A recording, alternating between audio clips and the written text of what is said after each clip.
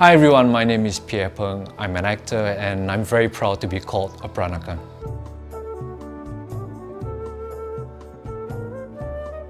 My parents were very good role models for me. They were hardworking people, made an honest living. They were very prayerful. I remember helping my dad in the secondary school that he worked in. So my dad sold drinks in a secondary school. And I would watch how he would communicate with other vendors, easily switch from Malay to Tamil, spoke different dialects, Cantonese, Hokkien, Hainam. Teochew was an obvious language that he communicated most confidently in because he's Teochew. I'm pretty much like my dad.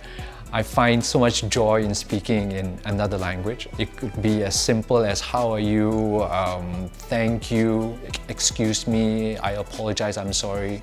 And that really puts a smile on somebody else's face.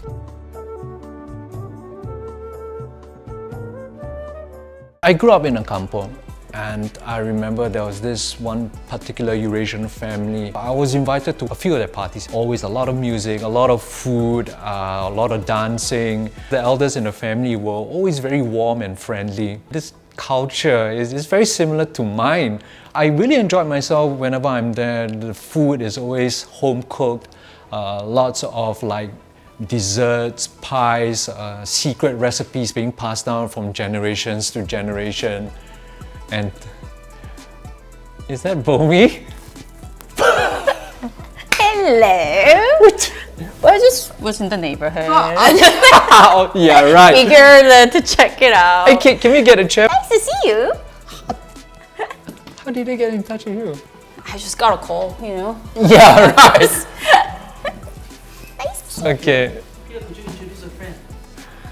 Hi everyone, this is Bomi. Became a family friend, and obviously, well, okay, if you can't tell, she's from Korea.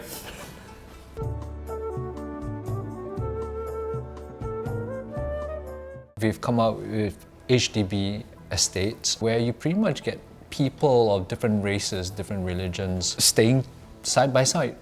They can be on the same floor, being neighbors, seeing each other every day, mingling at the void decks. And I think in order for Singapore to survive, we cannot fight among ourselves. We're just too small for something like that to happen. Different culture in one building, right? And there's incredible power in it. Like you can see what others are celebrating, you know, what other different holidays are there. I came from Korea. I don't really see, you know, different skin color every day in my building, but you have that. And I think that's an incredible opportunity for unity, incredible opportunity to foster a common value.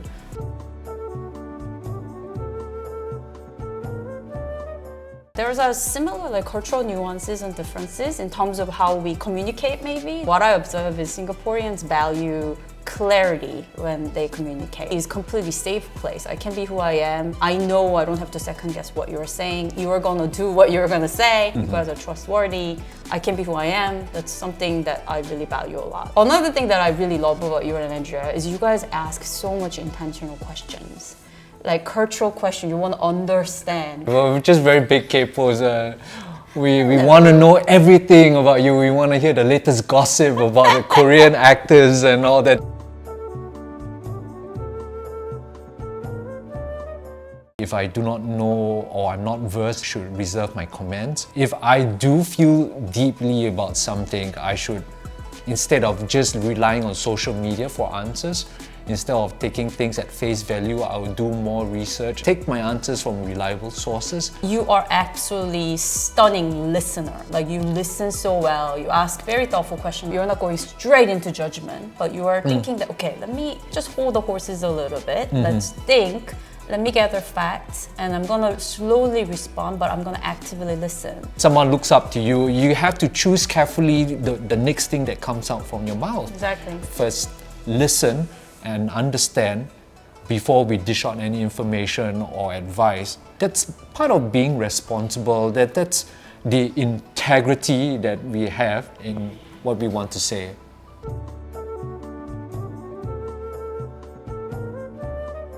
Andrea invited my parents when they were visiting last year to your place. As a Korean, I grew up like value harmony and really not be burdensome to others. In Singapore, people value clarity and they mean what they are saying, especially two of you guys.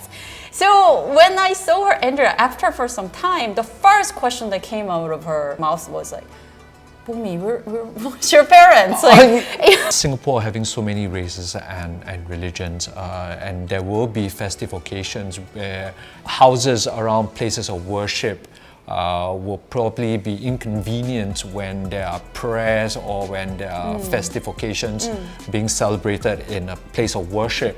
And I can imagine there'll be congestion, there'll be cars lined up all the way up to maybe even my doorstep. There'll be suddenly a bustle of activities. Yeah.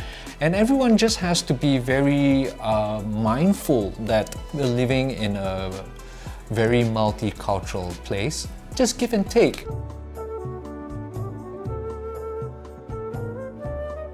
I feel choosing to learn and appreciate each other's customs and practices is the way to go. Peace and harmony in a country should not be taken for granted. It begins from within ourselves. I guess it comes down to individuals, right? We just stay curious in each other. Peace and harmony should never taken for granted, I suppose. And it's still need to be cultivated.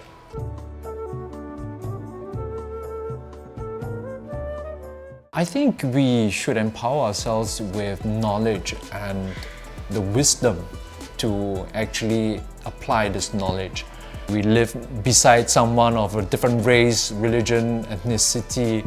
I think the golden rule is to treat people the way we want to be treated, and that is with respect and dignity.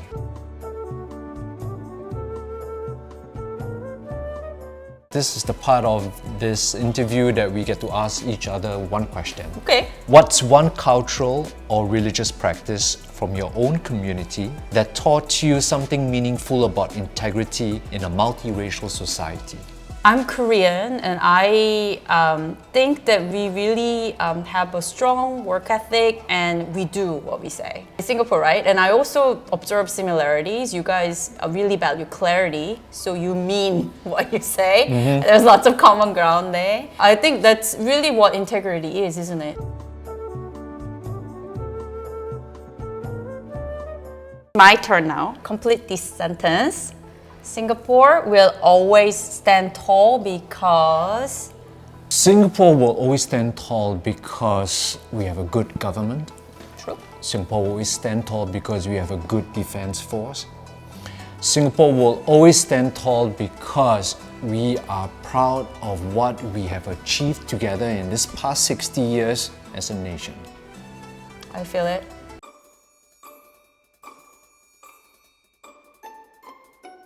You love Korean food and you love Korean shows, but have you ever been to Korean convenience store, authentic one? No. Well, I guess I have to show you then. Okay, lead Come the on way. in. Hey, Squid Game. Yes, so I grew up with it actually.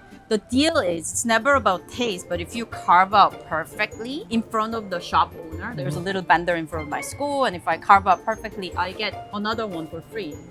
So it's the game.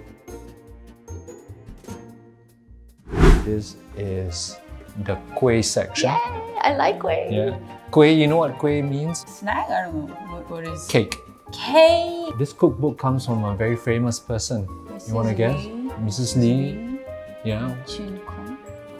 Lee Chin Kun is Lee Kuan Yew's mother. Really? It's been translated into so many languages. That's I crazy. think this is the English version. Bomi, I'm going to test you on your Singlish, okay? Can. Damn sure. 진짜 맛있어. 진초. 예쁘다. Bagus. 잘했어!